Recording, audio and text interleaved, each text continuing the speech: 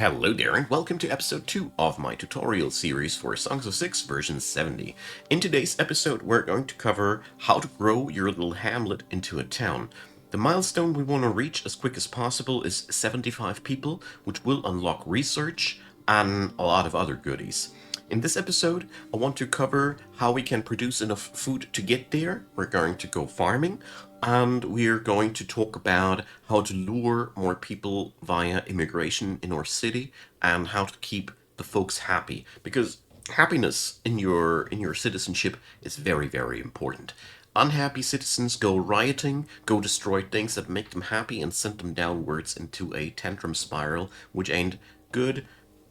It's not the end of the world. One thing I want to point out right in this episode's beginning: if you ever run into problems where people start killing each other, don't worry too much about it. Just make sure that you got enough graves ready and you will bounce back eventually. This game is made so that it doesn't kill you if you fail.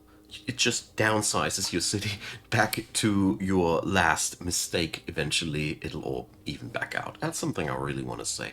Never think that you've lost the game only because people went rioting or starving or anything like that.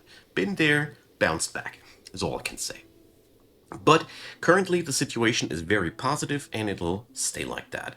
First thing that I want to do is I want to prepare more living space for people to come, because housing is inherently making people happier and more resistant against dying from the elements. Heat and cold can kill people quite easily. So one thing I really like to do in this game, if you look at the bottommost thing of the tooltip, you can hold left shift and click to copy the house. This is very available for many parts of the game, and I love to pick up things and just copy them like that because it's really making gameplay a lot easier. So the other house now, we are going to put it quite opposite to that, but I want to show you a little trick. You can actually use the same back wall for two houses. Look, I got here, I'm melding the back wall into the other house, and just like that you can save a little bit of room. It ain't much, but it's actually quite useful. Another little thing that we're going to introduce now are roads. The lowest form of road is the dirt road, as soon as I find it, here. And it doesn't cost you anything except for work. And if you look at the fulfillment quotas, it is slow, but there is a sort of happiness going out from roads even. And, but most importantly, speed plus 5%. You know, people are walking faster and they're happier. What's not to like about that? One thing I really like about this game is also that you see here that the squares where people are using a lot of walkway get highlighted. This way you can find out where people's desire paths will go, and they even show up visually eventually when you wait it out long enough. They'll trample down grass and there will be a little pathway visible where they are actually walking down all day long. Roads can be control left click to be copied like that, and all in all, well, it's a low effort investment that has a high payoff, is all I can say. So when you have a positive production versus consumption rate in your city, you can safely pick up immigrants. Usually that's the gist of it. Here we currently have 4 people aspiring. We're definitely going to authorize them, even if they are a day or 2 without a home. That ain't killing them. They're going to bring it up before they have any problems. Most importantly, we'll get a few more odd jobbers to get the work done that's currently lying around. In the early phase of the game, you will have to manually cut a lot of trees. That's something I really gotta say. Manual cutting of trees is early game business. We will soon introduce a woodcutter that does automatically produce wood for us, but as it needs furniture to build it, I am postponing it a little bit because I like to use my furniture for other things first, because it's just, woodcutters are quite labor intense. They're pretty good at all, but yeah, it does take quite some time until they get going. But as this is a sandbox game, I really want to emphasize that this is my way, how I like to start. If you feel ever like, nah, I'd like to go differently here. That doesn't convince me. Go for it. I really want to.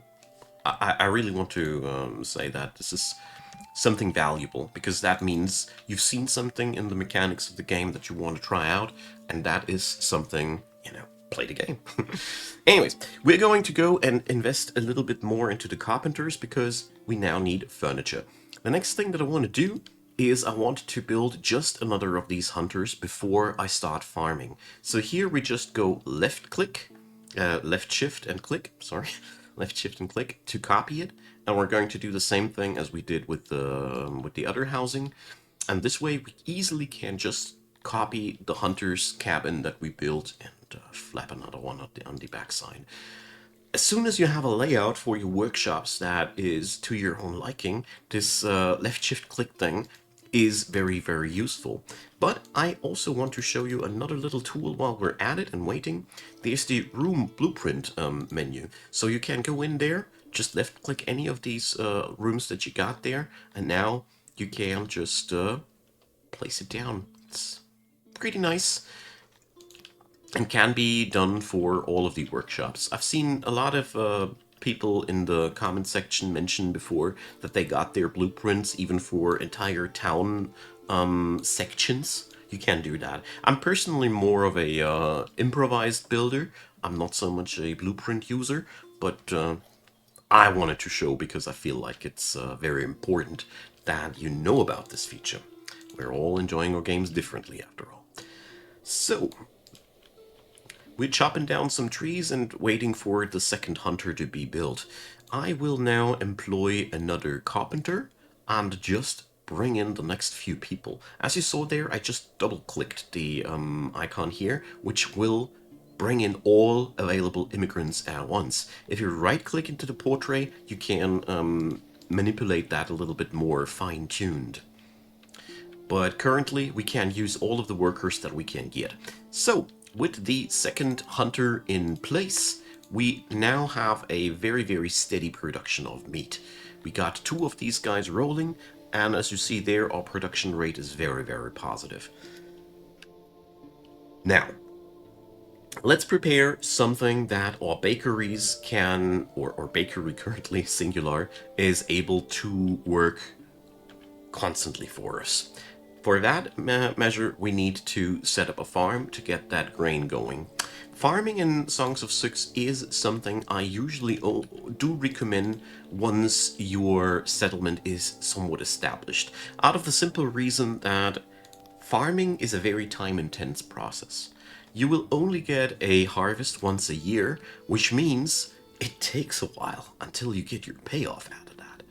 So, we're going into the soil lens now because we want to have a pretty... I always like to go for the most ideal soil for these, so we're going to go down here. This is the best spot. I will now pick up a house, or maybe 2 eventually, but we're going to put it down here right before the farm area to be.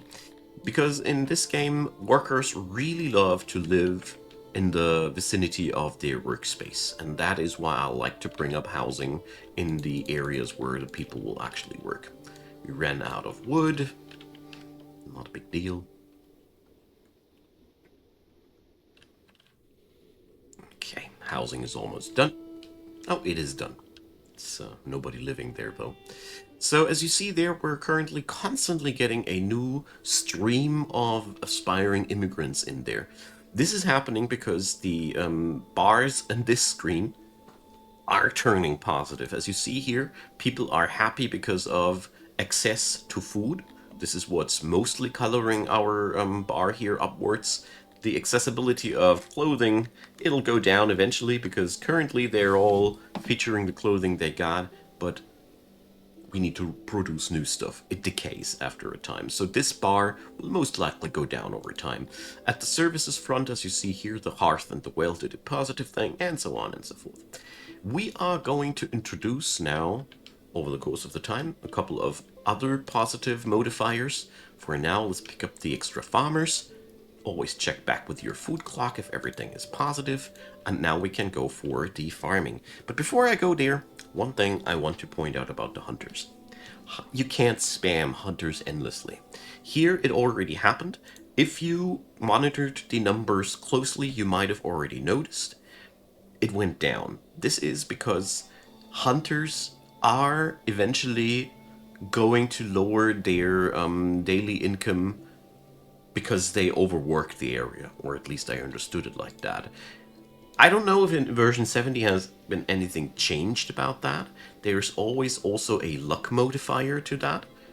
But I've made the experience that once you have too many hunters in a region working, the income will be lowered. Correct me in the comment section if something has been fixed about that and I didn't notice, please. Thank you. Now, we got the housing for the farmers down. Let's bring up that grain farm. So farming is really not that hard. The first thing that we want to do is make sure that we got a good piece of soil here. And the next thing is we want to set up a piece of farm that is large enough for our plans. I will set up a farm with 10 workers, and here it's the same procedure as we had it in other areas. We want to get a full digit here, so I'm adding in new tiles until the farmer count hits 10. I will be working on that end here. Feel free to shape these as you see fit, but always look for the ideal spots. Here, we're a little bit above 10, doesn't matter, we're just going to configure 10, and that's gonna be it. So here you now see the estimated output of that field. Don't trust that too much. We see here a mixture that the soil is very good and the moisture is already very good. This is one hell of a farming plot, by the way, actually. You want to look for the best combination of these two things, and now off we go. It also needs 83 pieces of grain to get started with, so as the bakery currently is not running, we're just going to go and order some. I will now go again into the manual trade thing. I glossed a little bit too quickly over it, as one commenter said in episode 1, so let's go for it another time. You click here into the coin menu, and this opens up your whole economy thing. I just take that as a shortcut to get into the diplomacy menu. You select one of your neighbors, they're always sorted at the top, and if you can click them, you can communicate with them. This menu here now has a lot of other things we can do with it. We're currently only after the diplomacy button. Here we can make treaties, but we're not there yet. What we are after is just the offer and demand section. So we can here offer resources. Currently we have a nice surplus of furniture, or at least a small one. And we want back for that, we demand now resources. And down here you see the value of your current freight, where my cursor is at, 767. And now I just fill that up until I have fulfilled the value of that. We only got 36 pieces of grain. I didn't want to barter. We accept that. And now I press tab to get back into my town screen. So, as we saw there, this are not 83 pieces of grain. Here's a couple of other things you can do. When you zoom out, you will find areas like these. Everything which is outlined green is a spot where wild produce grows. So we could now go down there. I'm holding down the right mouse button to highlight these. And then you can just use the forage command. One thing is worth noting though, you can only forage in certain times of the year. So when you go for that, they will only pick that up if it is ripe and ready. I'm not doing this because the distance between the foraging field and my little town is way too high for my taste. I don't want my odd jobbers to go to the other end of the map for that. This is just not paying off. I mean, technically you can do so, but I personally prefer to just now wait it out until we got ourselves a little bit of extra furniture. And we see we just need 35 pieces of grain next, so that will be done with the next delivery. When it comes down to farm plots, you could now argue that I made the farm plot just too big, and that's the reason why I'm struggling so. But generally speaking, and that's something that most players in Songs of Syx agree with me, bigger is better. You really want to have your workshops and all of your production complexes actually as big as you can currently afford, so to speak. The thing about it is, though, larger buildings do require more initial resources. Look at that, only 35 pieces we actually got. They need more initial resources, but on top of that, they also need more resources for, what's it called again? For janitors, to keep things intact. Because when you mouse over the buildings, you see that every building has a degradation counter. It's 0% here, 1.2% here. And as you see here, buildings are slowly degrading. My bakery is already pretty strongly degraded. The larger the building, the more janitorial workforce you will need, and the more resource the janitor also will need. By the way, it's a good timing to now set up actually a janitor's workshop. Personally, I like to do a setup like this. It's my standard janitor's setup by now. And yeah. Here we go. 100% efficiency, 7 on 7, 15 janitors. It's a pretty nice one. I'm pretty sure you can do better than that, but I'm not on the side of the min-maxers. I'm somebody who enjoys understanding systems and make them work. Feel free to make better blueprints than me. I'm well aware of the fact that they are sometimes not getting the most out of the system. Alright, so with the extra delivery of grain now, the grain farm is ready, and the game put in an 11th worker because 10.00002, you know, cut it down. You don't need that. Also, something I really like to do is grain farm, 10 workers. Put it into the header. Nothing in the game will later tell you for how many workers you have optimized that farm. It's one of the things in the UI that I just learned to accept, but putting the amount of ideal workers into the header of that area, it has gone a long way on my success list, in all honesty. Alright, so with that out of the way, we're going to go and fell us some more trees, add in more people into the town. Let's see what my food clock says. Well, we should be totally okay with adding in 10 more people. There we go. But we're now pretty much on our carrying capacity. So this is where I always stop recruiting people, because I don't like the idea of folks being not able to be served food, and I also don't like if my food clock goes down. This is what makes people uneasy, and they don't like that. Alrighty, so my workers now have built those buildings, and now we have that farm running. As you see there, it'll now take a whole 12 days to get there. Up until then, we're going to fix ourselves now a lumber intake. But before I go into that, one last thing that I want to point out. It always pays off to orient your farming towards your water source, because eventually we can irrigate our fields with extra canals, which makes sure that we even get more out of that. Mind you, we have 110% soil, but only 70% moisture. We can even get 30% more out of these fields by doing so. That is why I try to get my farming always towards my water sources. It is one basic thing that pays off. Just wanted to mention that. Now, let's get on over and get ourselves a woodcutter going, because we have stone and furniture ready, and I feel like this is one of the most important things that we can get going. So, the woodcutter is also influenced by moisture, because a wet soil makes the trees grow well, I guess, and you need to put that on top of trees. So here I want to go for a version with 10 workers for starters. And as you can see, here we see the production. The production is always measured by, I think, a mixture of moisture, worker amount, and efficiency. Alright, don't forget to add in auxiliaries. Always like to go for the absolute minimum amount, because the larger they go, the more costly they grow. And when it comes down to storage, we're also going to go for the smallest container here, or well, the second smallest. Storage containers are a must-have, and you can only build one per workshop, you see? Therefore, choose wisely, and if it ever grows too small for your enterprise, feel free to rip it out and build a new one. I'll be showing you how to refurnish rooms, though not in this episode, because currently we don't need to. I'll be featuring that later when we expand businesses.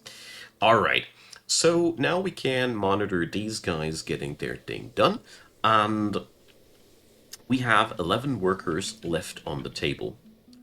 I don't want to put all of these into the woodcutter. I intentionally built the workshop a little bit bigger than I have currently capacity. I just want to put 5 people in there. And now you see when we mouse over there that we have now a certain amount of income of wood per day. It goes down a wee bit because we have unemployed people. And you see here, in comparison to that, all of our consumers of that. One thing about the janitor, I have 15 work spots here, but only one person is working. This is because I use here this cogwheel for auto-employ. The game intelligently scales up or down the amount of workers you will require. Auto-employ is something I strongly recommend for all logistical features of this game. The AI will dynamically ask from time to time whether or not the workload here is good or not, and then employ or unemploy accordingly.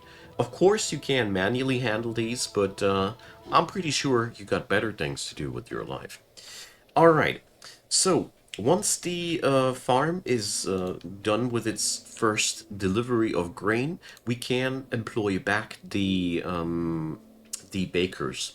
And this is pretty much where we have a very, very solid footing here. I'm putting in a lot more grain crates now. Let's see. Maybe like this. Because with the grain farms, you get a huge amount on harvest day, and then this needs to be stored. So that's another little caveat about farming. It does require a much higher storage capacity than other businesses do. It also would pay off to just build its own warehouse down here to the farms. I just didn't do yet, because we are not at the point where it is really lucrative in terms of workforce, because we are currently really low on workforce. Okay, so with that on the way, we just now need to wait until 3 more days have gone, and then we have the grain to get our city growing even further. And that is the constant back and forth motion that you can grow your city with. But you will need to work on things that make your city more attractive. So here go a few more things that I really like to do early on. Religion. There's shrines. Athuri and Krator are the good gods, Eminian and Shmalor are the evil gods. For the humans, they have access to all 4 gods, because humans are very versatile. I do always only revere only one half of the pantheon, the evil gods or the good gods. I don't know if it is actually a bad thing to do both pantheons at once, but as I've seen, there is a religious happiness thing, and they are conflicting. So we are going to go for Athuri and Krator. So if somebody has more knowledge on that question, please inform me. I'm also pressing Q and E here to make these larger and smaller. You also can load it up here. So making them for 48 worshippers. The neat thing about shrines, they only cost an initial investment of resources, then they only need a janitor taking care of them, and they act as a pull factor for your city from that point on out. Because people are just going there and doing their worship. Unlike other service things, let's take another nifty one, the speaker, which need workers to work. So the speaker here, as the name implies, will keep one of the folks busy, but it's also one service that makes people happy. Very so. So this way, we are increasing the immigrational pull. Look at that. The green bar is going up. Nothing in Songs of Syx works immediately. It always takes time. People need to take their time, realize, oh, there's a shrine there, let's go praying, and only after they went for their prayer, they'll start to have a positive impact off of that. So don't worry if your new ideas of your city are not going to do much in the first place. That's usually because you haven't had enough time passing. Alright, so let's go and employ them bakers. Okay. Now you got a more clear picture about your grain consumption. Now it's clear. And it shows that we are currently, with that grain farm, producing so much grain that we can easily set up another baker. At this point, I go and left shift click for another one. You can, of course, feel free to design yourself now a bigger bakery instead of just copy pasting the small one. It's up to you. Like I said before, I like to keep things small early on. But at this point of the game, it wouldn't be a bad idea either to set up a bakery that hosts 30 or even more workers, because you have now a constant influx of stone and wood, or well, mostly wood. Stone is still a manual gathering thing, but you get the idea. We are now able to work quite differently than before. That's the point here for me. Okay, with the employment of a second bakery, we are now really going places when it comes down to our food production. As you see there, we got so much surplus that we ain't got no problem whatsoever to get ourselves more people. I'd even go as far to say that what we're currently producing should easily get us to the 75 worker place where we want to go. So, I'll cut today's episode at this point because there's already been more than enough content in there. There's obviously more services that we can go for. One that I will be planning in the outro is the lavatory. Requires a little bit for furniture. That's why we have been stalling it a little bit. But in general, the more services, the happier your town. It is that simple a correlation. Alrighty, so that's it for today's episode, my friends. I hope that was helpful for you. Next episode, I will go and talk about research, and we're going to also talk about automated import and export.